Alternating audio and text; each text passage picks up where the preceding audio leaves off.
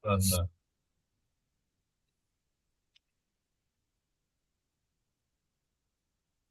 baik, Assalamualaikum warahmatullahi wabarakatuh. Kami dari kelompok Waalaikumsalam. satu. Sini kami akan mempresentasikan hasil dari pembuatan IRD tentang bagaimana diskusi kami cara membuat IRD dan bagaimana skema relasinya. Berdasarkan topik yang kami dapatkan yaitu Renhouse. Oke, yang pertama pengenalan dulu. Yang pertama nama saya itu Muhammad Erlangga Zain dengan NIM 109082850020. Dan rekan-rekan saya Saya Nabila Selanjutnya, Zahira dengan NIM 109082500104. Saya Siwani Widianto dengan NIM 10908000003. selanjutnya saya Husni Rizal Sahbana dengan NIM 1090825042. Oke, di sini sudah seperti yang tadi saya sampaikan bahwa studi kasus yang kami dapatkan adalah Penthouse, yaitu di mana kita diminta untuk membuat platform digital menggunakan ILD untuk pengelolaan properti seperti sewa kos, kontrakan, dan apartemen.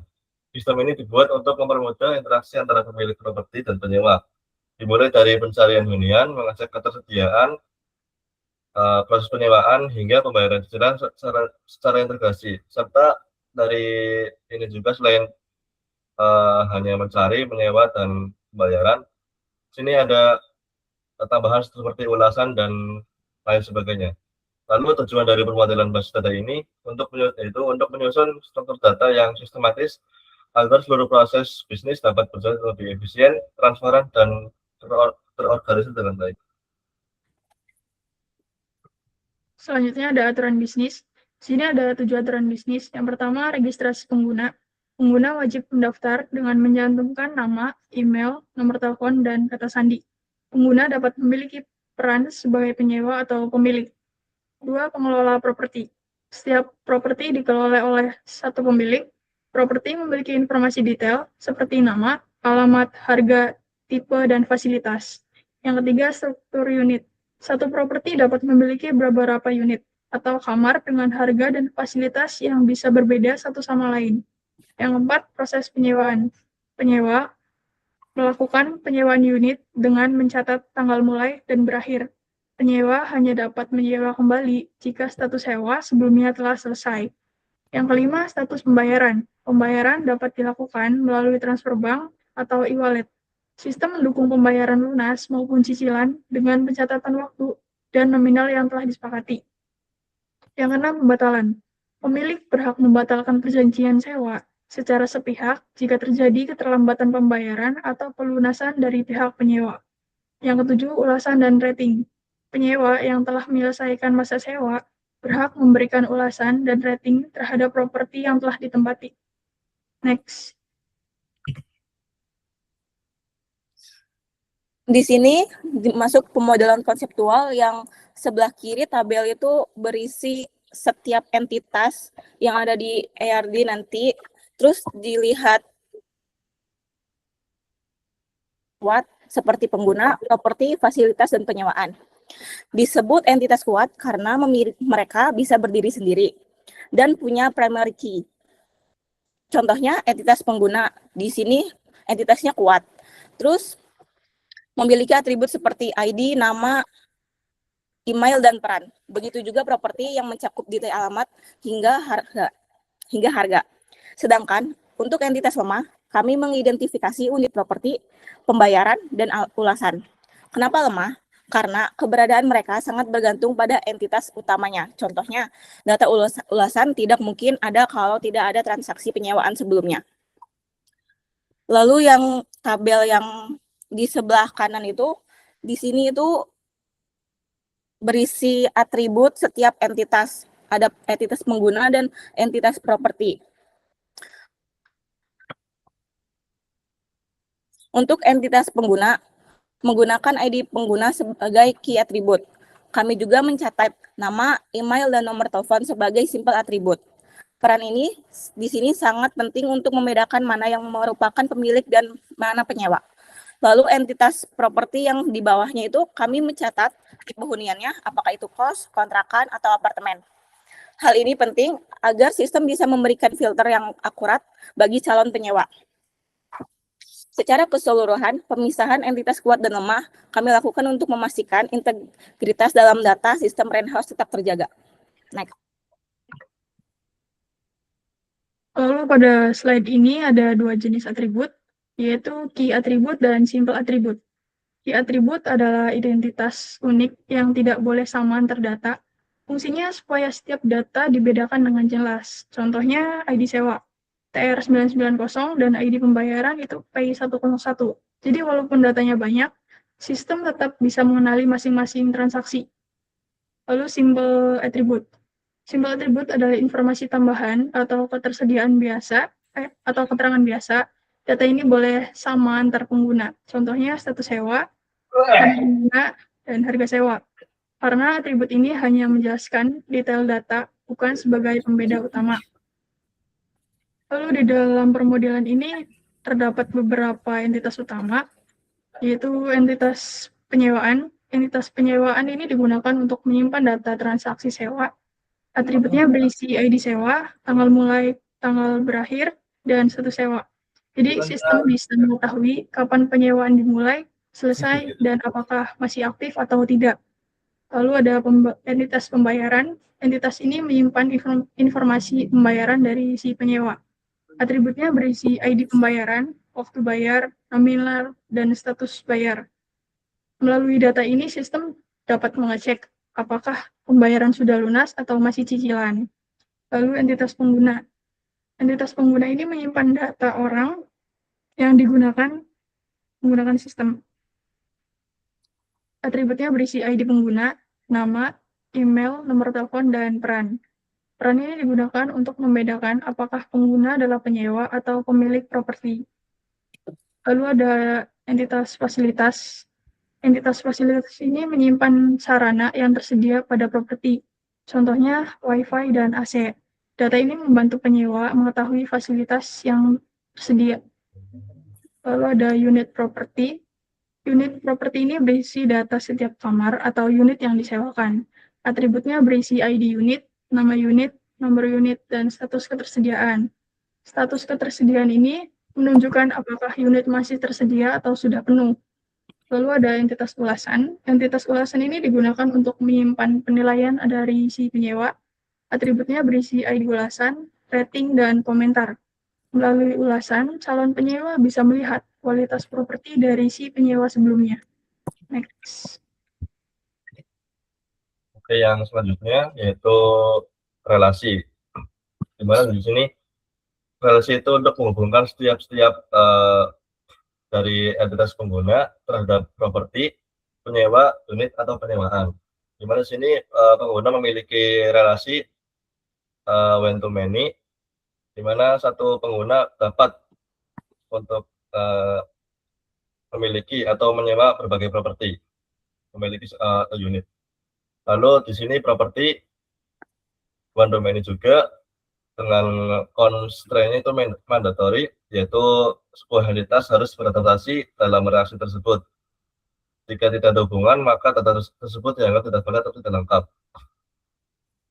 Kemudian yang tiga properti dengan fasilitas memiliki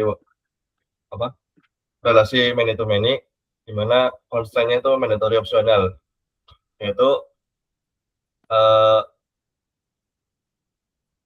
kan kalau mandatory kan sebuah entitas harus berpartisipasi dalam relasi tersebut. Jika tidak ada hubungan data tersebut, maka tidak valid atau tidak lengkap. Lalu opsional itu berarti sebuah entitas harus boleh ada meskipun tidak memiliki hubungan dalam relasi tersebut. Partisipasinya bersifat tidak wajib. Jadi kalau tidak ada ya tidak apa-apa. Lalu pengguna dengan penyewa, nama relasinya itu melakukan dengan kardinalitas one to many, di mana sama seperti yang tadi, yaitu constraint-nya mandatory opsional. Untuk unit dan penyewaan itu juga sama, one to many dengan constraint-nya mandatory opsional. Lalu untuk penyewaan dengan pembayaran juga sama, namun di sini dia mandatory. Jadi harus dua-duanya ada. Kemudian penyewaan dengan ulasan sama one to many, namun di sini menggunakan opsional atau mandatory. Lalu kemudian di sini ada IR diagramnya. Di sini kami membuat beberapa entitas yang memiliki supertype, yaitu pengguna, properti, dan pembayaran. Di mana di sini pengguna dia itu bersifat supertype, dia memiliki dua entitas lain yaitu penyewa atau pemilik dengan masing-masing atributnya itu berbeda. Lalu kemudian pengguna relasinya itu dengan penyewaan, di mana dia itu one to many, di mana satu pengguna tuh bisa menyewa beberapa unit. Kemudian satu si penyewa ini jika dengan namanya, dia berrelasi dengan ulasan yaitu one to one, di mana satu penyewa hanya bisa memberikan satu ulasan. Lalu satu penyewa juga hanya dapat beberapa penyewa juga dapat memiliki menyewa satu unit. Di mana sini yang dimaksudkan itu beberapa orang, sebagian besar orang itu pernah menempati atau menyewa dari unit ini. Lalu kemudian beberapa unit juga memiliki satu properti. Properti di sini dimaksudkan bukan berarti properti di sini dimaksudkan sebuah bangunan nama tempatnya. Yang dimaksudkan berarti satu properti memiliki banyak unit atau banyak kamar. Lalu di banyak properti juga memiliki banyak fasilitas juga. Di sini properti merupakan supertype, di mana dia memiliki entitas lain yaitu kontrakan dan kosan. Lalu di sini properti berelasi dengan pembayaran, di mana kardinalitasnya itu many to one, yaitu banyak beberapa properti dapat dilakukan dengan satu pembayaran, di mana sini pembayaran juga merupakan supertype, yaitu dia memiliki dua entitas juga yaitu transfer bank dan e-wallet, di mana masing-masing ini dapat dipilih sesuai dengan apa yang ingin dipilih oleh pengguna. Selanjutnya ini ada skema relasi. Jadi skema relasi itu relasi antara entitas kepada entitas yang lainnya. Yang pertama ini ada relasi dari entitas pengguna ke entitas properti. Ini relasinya adalah one to many. Kenapa one to many? Karena penjelasannya itu suatu pengguna yang berperan sebagai pemilik dapat memiliki banyak properti, tetapi satu properti itu hanya bisa dimiliki oleh satu pemilik.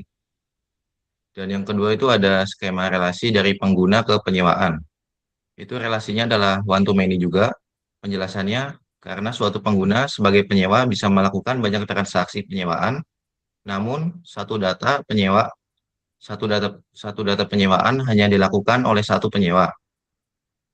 Dan yang ketiga ada relasi dari entitas properti ke entitas unit. Ini relasinya adalah one to many juga.